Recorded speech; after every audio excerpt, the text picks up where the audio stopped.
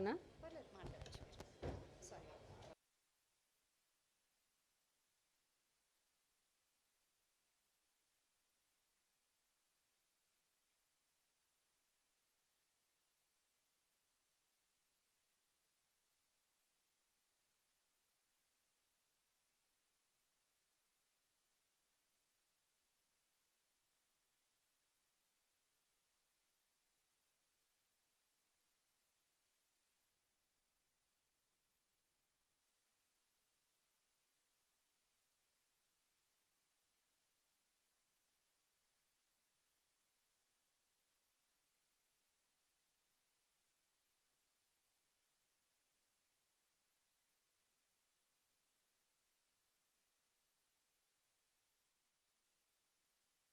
Nathan గారి cinema, దాంట్లో నాకు మదర్గా యాక్ట్ చేశారు.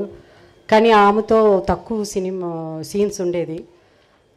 అప్పుడప్పుడే కొత్త ఫస్ట్ తమిళ్ పిక్చర్ అది. దూరం నుంచే చెప్పేవారు మహానటి సావిత్రి గారు అలా అని. ఆ రోజులో టెలివిజన్స్ ఇవన్నీ ఏమి లేదు కాబట్టి నేను ఏ సినిమాలు చూడలేదు. సో కొత్తగా ఫ్రెష్గా ఎవరి గురించి ఏమీ తెలిసేది కాదు. సో ఆమె గురించి అంతా అలా వస్తుంటే ఆమె కారు దిగ్గానే సెట్లో లేచి నించునేవాళ్ళు. సో ఎవరు అని అప్పుడు మెల్లిమెల్లిగా ఆమె గురించి తెలుసుకోవడం.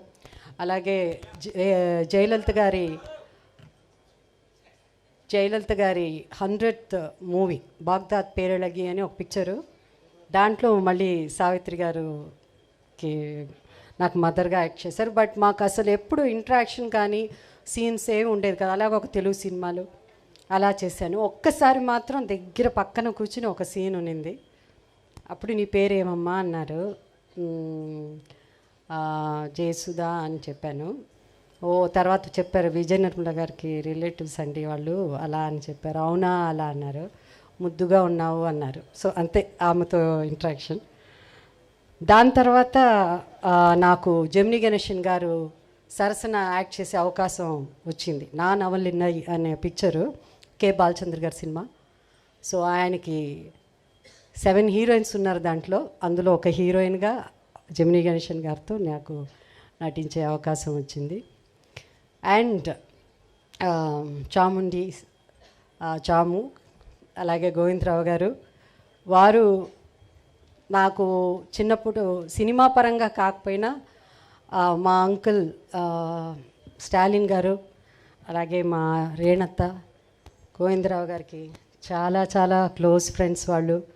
అందుకని ముద్దుగా కొత్తగా పెళ్ళైనప్పుడు వాళ్ళిద్దరూ మా ఇంటికి రావడం మా అంకుల్తో పాటు చూసే. స్టాలిన్ అంకుల్ అనగానే ఒక నిమిషం మీరు కన్ఫ్యూజ్ అయ్యి ఉండేవారు. ఆ స్టాలిన్ సినిమాలో నటించే స్టాలిన్ గారు కాదు, మా అంకుల్ పేరు కూడా స్టాలిన్. సో అట్లా వారు పరిచయం. ఈరోజు నేను ముఖ్యంగా నాకు ఏమనిపించిందంటే ఇవాళ సావిత్రి గారి గురించి చెప్పాలంటే ఒక సెమినారే జరపాలి. ఎంత మాట్లాడినా అందరికీ చాలా మాట్లాడాలని అనిపిస్తుంది. తర్వాత టెలివిజన్ అలా వచ్చిన తర్వాత ఆమె సినిమాలు చూడడం. సావిత్రి గారే, nobody can replace. So she's అంటే తెలుగు సినిమా ఉన్నంత వరకు ఏదైనా, తెలుగు సినిమా ఎప్పటికీ ఉంటుంది, ఉన్నంత వరకు కాదు ఎప్పటికీ ఉంటుంది. బట్ సావిత్రి గారు అండ్ జనరల్గా ఒక హీరో ఉంటే ఆ హీరోకి చాలా పాత హీరోస్ అయినా కూడా యాక్టర్స్కి ఎక్కువ ఫంక్షన్స్ జరుగుతూ ఉంటాయి. కానీ ఈరోజు సావిత్రి గారిని ఈ బుక్ ఆవిష్కరణ నిజంగా ఒక హీరో చేయడం అన్నది ఏదో పొగడ్తల కోసం నేను చిరంజీవి గారికి నేను పొగట్లేదు. But sir thank you so much.